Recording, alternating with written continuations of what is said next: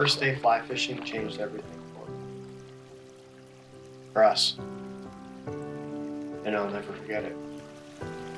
It was the first time I'd ever gone fly fishing. It was like a whole other world. In that first trout, wow. Before I knew it, I forgot about work. Even if just for a day. I was truly in the moment and taking it all in. This is what I needed. This is what my family needed for me.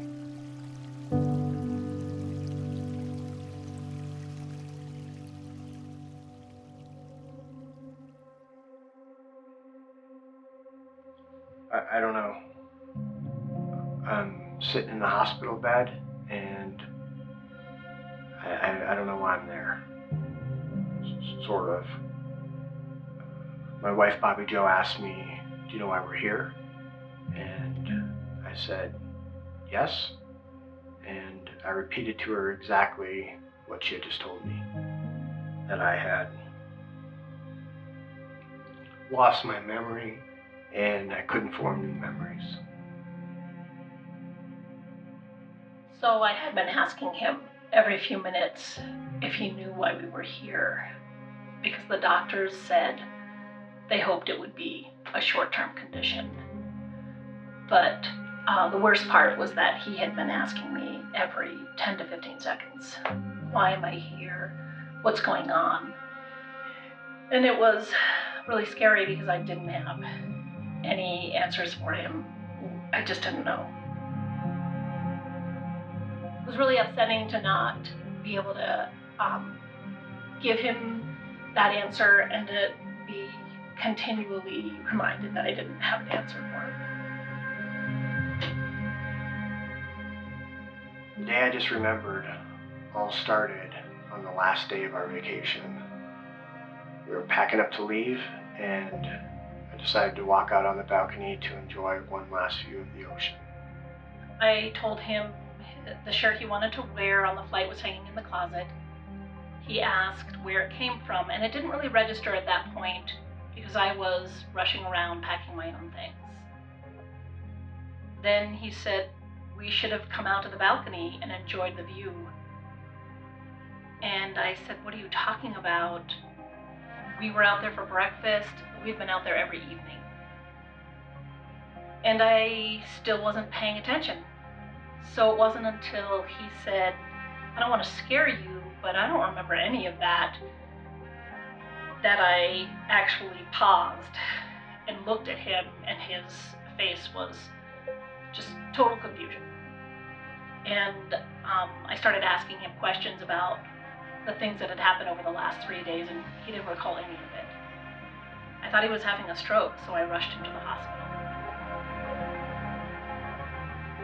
After a lot of tests, the doctors told Bobby Jo that they thought it was transient global amnesia, where your recall of recent events simply vanishes. Because of this, every 15 seconds, I was confused and I didn't know where I was. And during this time, Bobby Jo discovered that I didn't have any memories of the last 6 months of our lives.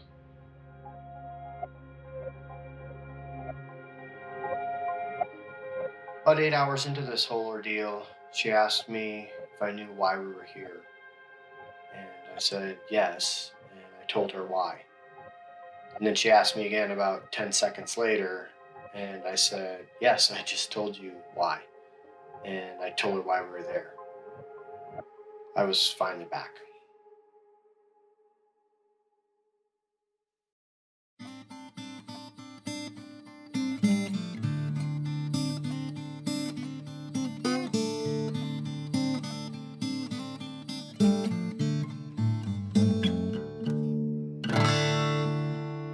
I'm in the hospital bed when a group of doctors come in to talk to us. They all have clipboards and they're asking me questions if I remember who they are. I mean, I'm okay at this point, so they're all very excited about this and to talk to me because it's extremely rare. And they said the medical community doesn't know what causes transient global amnesia, but there are some common threads. Working a lot, stress, and migraines. They actually say it's a form of a migraine. And being a business owner with 15 employees, yes, I do have stress in my life. And for someone that's always driving to succeed, I do work long hours. And I also suffer from severe migraines, which are usually triggered by stress and lack of sleep from working too much.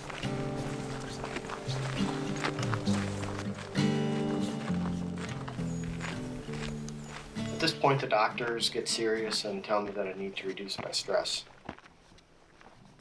But when we got back to Colorado, it just wasn't that easy. And it really didn't change much. And Bobby Joe was really worried about me. I really needed something that would disrupt the pressure that I put myself under. I needed something that I could be passionate about besides work. But more importantly, something that was strong enough to pull me away from work.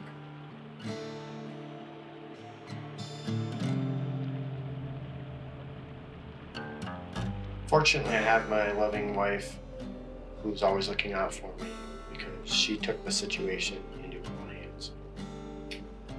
Living in Colorado, we had talked in the past about how I should get into fly fishing. So for my next birthday as a surprise, she purchased a guided fly fishing trip for me. And it was still difficult for me to take the time to actually go. In fact, I was late showing up at the fly shop. But I'm so glad I did.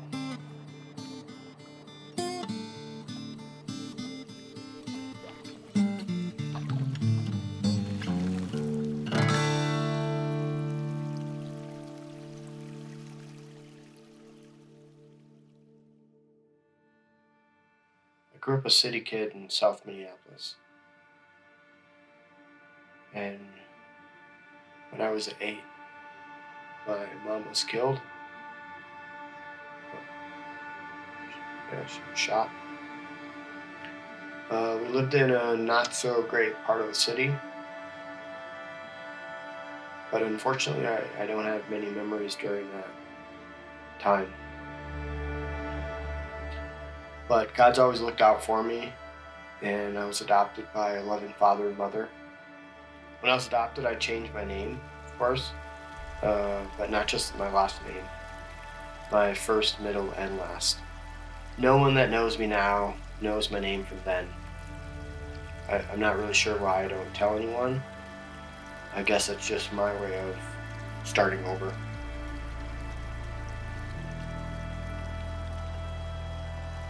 I've always been a bit obsessive about the things that I get into, and fly fishing was no different. Just like when I was introduced to the world of sled dogs as a teenager. I lived up in northern Minnesota, about an hour south of the Canadian border, and I had dropped out of school. I finished the 8th grade, never went to high school. I was really never the academic type, so that gave me the time that I needed to devote to my new passion.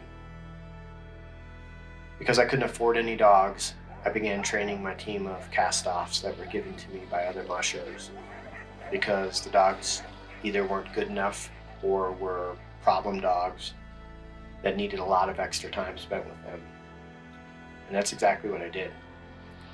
And I really bonded with those dogs. I could only afford to run one race that year, and I came in second. Second out of over 30 teams with my rejects and me. And some of the teams that had given me their problem dogs were teams that we beat, which was pretty awesome.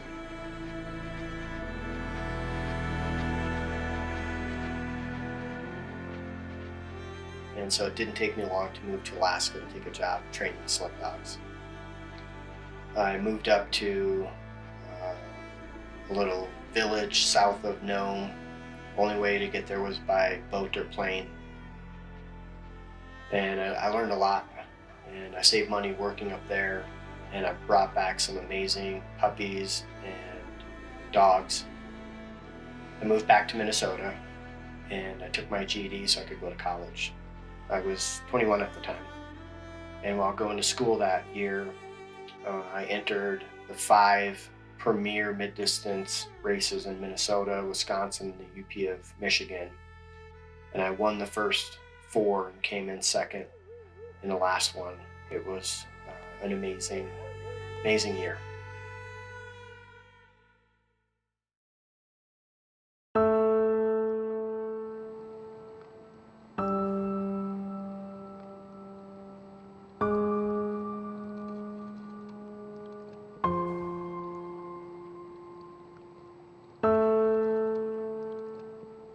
There's so much of training and racing sled dogs that I miss that's so similar to fly fishing in the winter. Spending hours on the trail gliding through the woods, total silence, cold, freezing hands, wind blowing, fighting the elements together, and no one else around.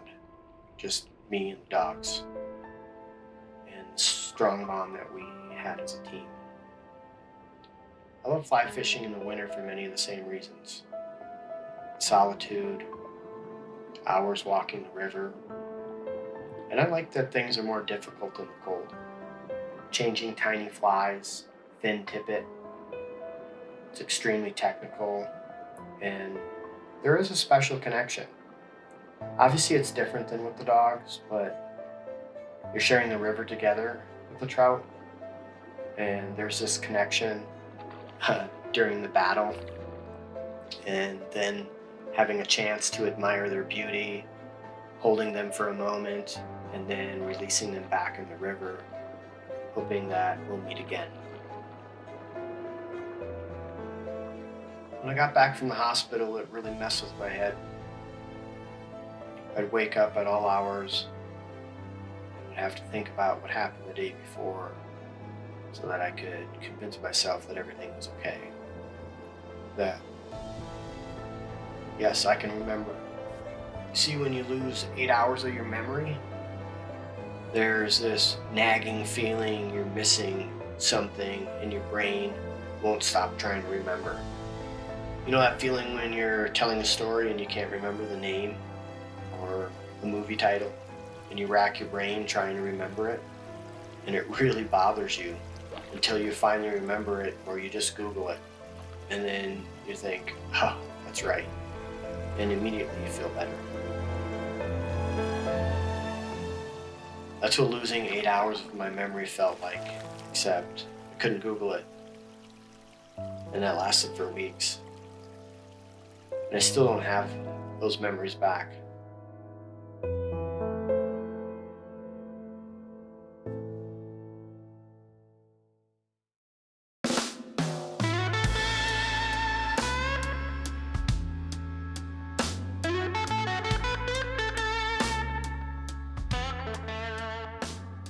As each year goes by, fly fishing continues to play a major role in my life.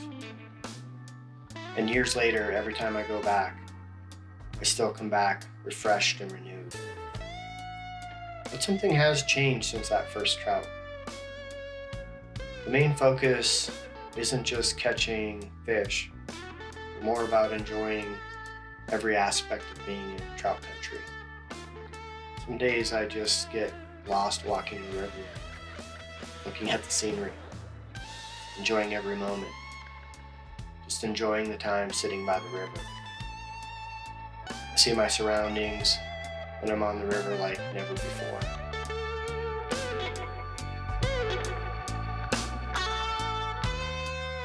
The day I disremembered was a major wake-up call.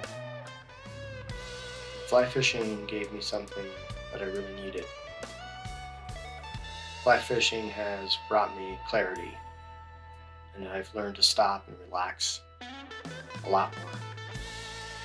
I've learned to slow down and enjoy life a little bit.